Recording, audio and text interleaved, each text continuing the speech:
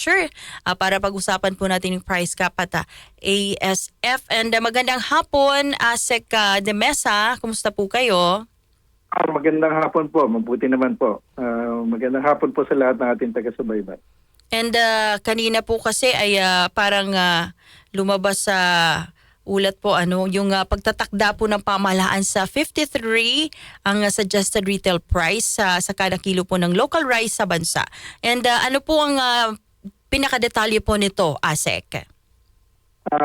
This followed po doon sa naunang price cap under Executive Order 118 na na-issue po ng ating Pangulo. Doon naman po sa implementasyon ng price cap sa premium imported rice na 5% broken at 50 pesos. Opo.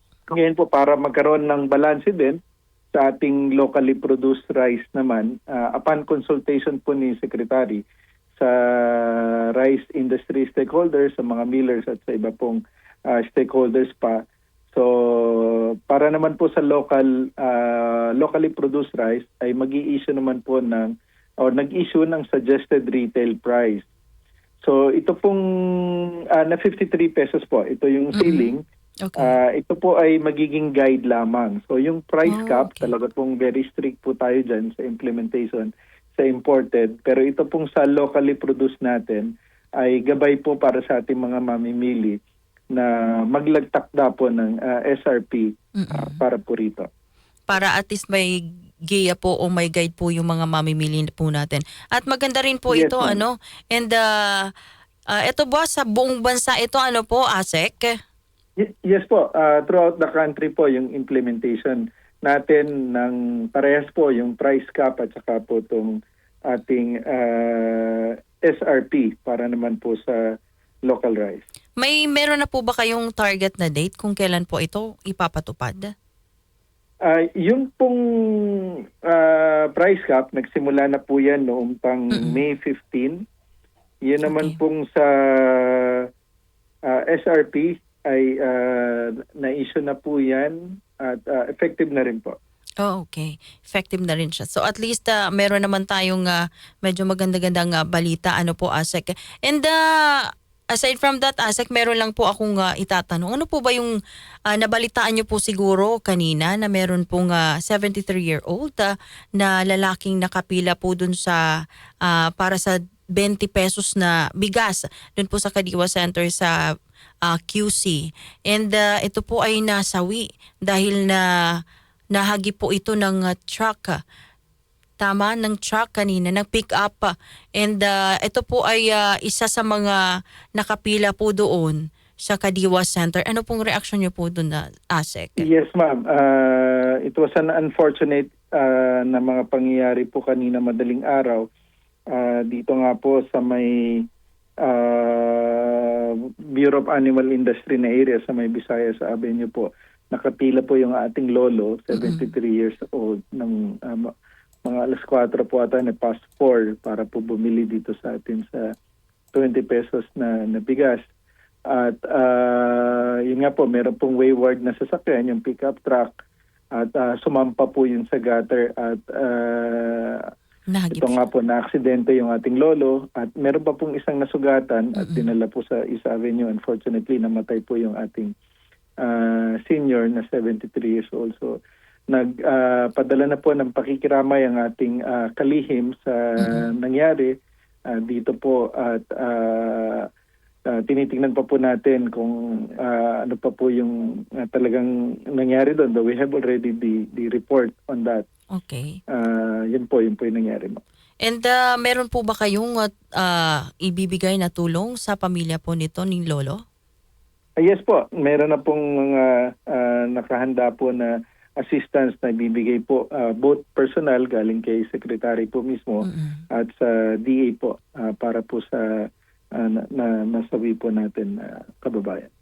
Particularly financial assistance yung binabanggit niyo Yes po. po. Yes, ma'am. And ano po yung I think may nakikita po ba kayong kakulangan doon po sa Kadiwa Center kung bakit nangyari po ito? Ano pong masasabi niyo, sir?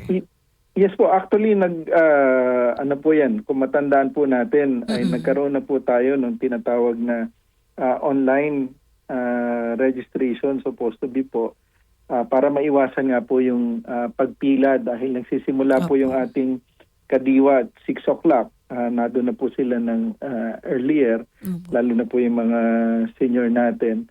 At yung area po kasi doon sa Bureau of Animal Industry compound, so kasi nandun po sila sa may Visayas Avenue, so posible po doon na sila lang sa loob. Kasi madaling araw po, of course, yung security din ng ating facility kinukonsidera. Pero marami na po ngayon kinukonsidera na possible changes din po. Hindi lang po rito sa Bureau of Animal Industry, kung hindi po sa iba pang kadiwa centers natin. And tingin niyo po may pananagutan po ba itong Kadiwa Center na ito po sa nangyari? Yung Kadiwa Center po ay sa atin pong sa DA, sa Bureau of Okay. Animal Industry. So lahat pong ay pinapaimbestiga na po ni Secretary kung ano po yung totoong nangyari. Okay. At alamin po, of course, kung meron po mga pananagutan. Opo. And sir, sa ibang topic naman po tayo kasi parang nag-ban daw po ang China na mag-import sila ng baboy galing sa Pilipinas dahil po sa African swine fever. May katotohanan po ba ito? At meron pa rin po bang ASF dito po sa Pilipinas, ASEC? Yes po, tuloy-tuloy naman po yung issue natin dito sa ASF dahil pag nandiyan na po yung virus, hindi naman po yun basta-basta nawawala.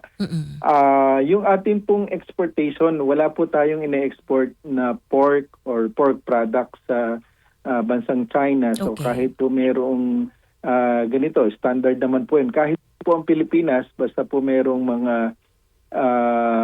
outbreak declaration sa World Organization for Animal Health, immediately po si Secretary nag-i-issue ng temporary ban ng importation ng mga karne doon sa mga apektadong bansa. At pag na-lift po ng World Organization for Animal Health yung ban dahil naayos na po yung problema sa lugar nila, ay nililift din po natin yung temporary ban. So this is standard protocol naman po ng iba-ibang bansa for the protection of their local industry.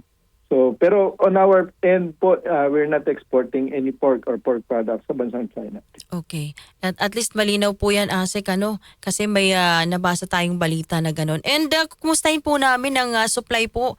Sapat po ba ang supply po natin ng pork at ng iba pa pong mga pangunahing bilihin po ng ating mga kababayan? And may nagtaas po ba ng presyo? May nagtaas po bang presyo ng mga produkto, Asek?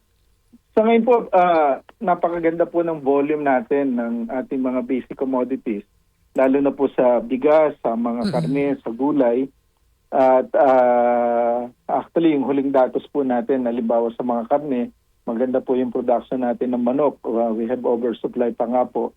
At doon naman sa karning baboy, puno rin po yung ating mga cold storages. At yung ating pong bigas ay halos patapos na yung harvest natin. Para po sa dry season, nagpiprepare na po yung iba para sa susunod na taniman ngayong tagulan. At yung ating pong inventaryo ay maganda rin. So we have enough supply until the next harvest season po, coming from both our local harvest and from imports po natin ng bigas. And how about po yung mga gulay and fruits, DA? Ganun din po ASEC. yung gulay. Maganda rin po yung production natin, both the lowland and highland vegetables. So, ganun din po sa yung sibuyas po natin, kakatapos lang din ng harvest natin. So, wala po tayong ini-issue na importation permit po dyan. But yung mga regular po naman na gulay ay for use ng mga industrial at sa mga hotels and restaurants na for their usage, ina-allow naman po yun. But mostly yung ating pong gulay, again, na lowland at highland, karamihan po niyan talaga ay locally produced ng ating bansa. Opo, and wala pong pagtaas ng presyo, Asek? Wala po tayong namamonitor na bagamat may mga paggalaw, may mga bumababa at tumataas. So wala naman po mga significant na movements ng presyo po ng ating mga basic agricultural commodities. Ayan, good news yan para sa atin kasi nasa krisis na nga tayo eh. So, Yes po. maraming salamat ASEC sa inyong panahon at sa malinaw na pagpapaliwanag para at least alam po ng mga mamamayan na at least wala pong pagtaas ng presyo sa mga pangunahing produkto po natin. And thank you so much for your time, ASEC Arnel de Mesa. And ingat po kayo and God bless. Maraming salamat po. Mabuhay po kayo at magandang hapon. Ayan, maraming salamat si ASEC Arnel de Mesa ng Department of Agriculture. Siya po ang tagapagsalita, And syempre, sabi po kanina, wala pong pagtaas ng presyo sa gulay, prutas, sa mga pangunahing produkto po. And also like yung pork, chicken at sapat din daw po o bastante po ang supply ng mga ito sa merkado. Ayan, good news yan. And syempre mga kasama, oras po natin, 47 minutes, makalipas po ang 3:00 ng hapon.